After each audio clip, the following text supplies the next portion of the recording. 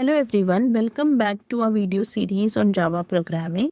And our today's topic is reading input using buffer reader class. As we know that Java provides different ways for reading input, okay? Unlike C and C++. In C and C++, reading input is very straightforward, but it is not the case in Java, okay?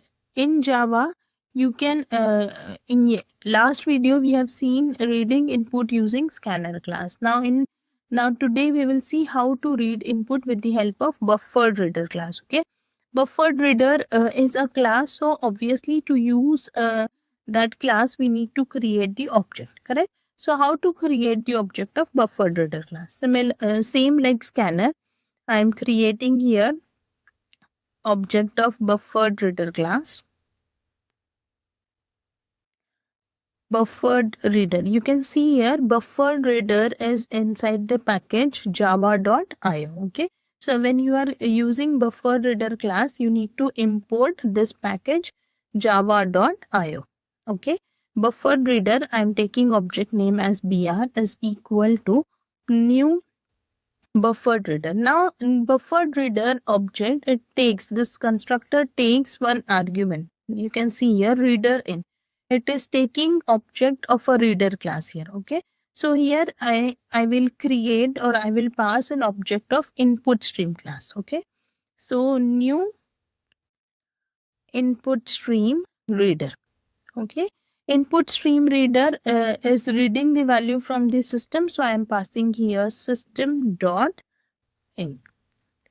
I know this is little bit tricky and the lengthy method, okay, but this is what we have to do for buffered reader class. okay, so buffered reader br is equal to new buffered reader. So only creating object of buffered reader alone will not work.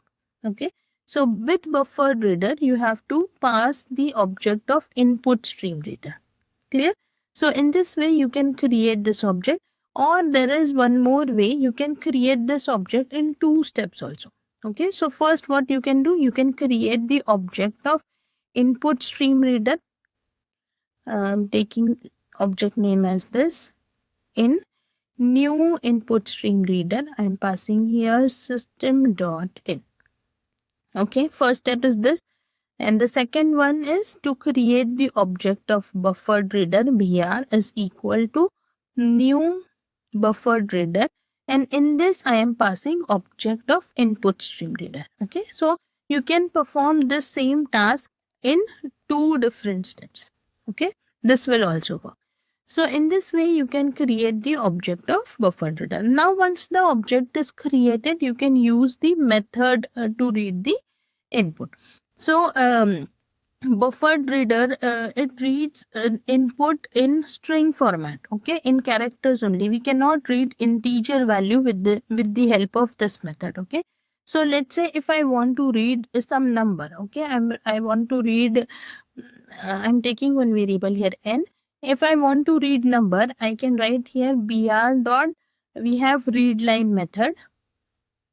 okay, we have read line method to read the input, but this read line method will read the input in strings, so I need to convert this into integer using integer dot parse int. Integer dot parse int will convert this string into the integer.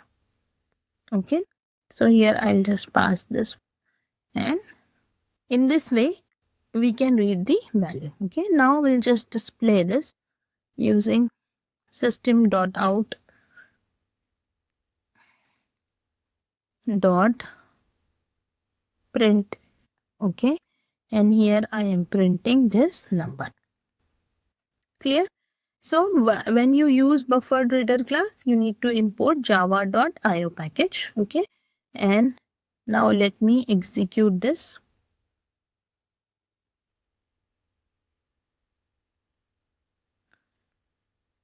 My folder name is Java. okay, inside this we have to run Java C. File name is demo.java. okay, now it is giving me one error. Okay, exception, IO exception error. Okay, so whenever you are using IO classes, okay, in that case, you always write here throws IO exception. This is throws IO exception. So if there is any IO exception, it will handle that. Okay, clear? So in case of buffered reader class, three things you need to remember. One is to import the java.io package. Second one is to throws IO exception. The in the function in which you are using the buffered reader class. So here we are using buffered reader in main function. So I'm writing here throws in front of the main function, and then you have to create the object of input stream class and the buffered reader class. Clear? So first you create the object of input stream class and then wrap this object inside the buffer reader class. Okay. After that you can use readline method to read the input from the user. Clear? Okay. Now let me execute it again. Compile. I need to save this first. Okay. Now we'll compile. Okay. There is no error. Now we'll execute this.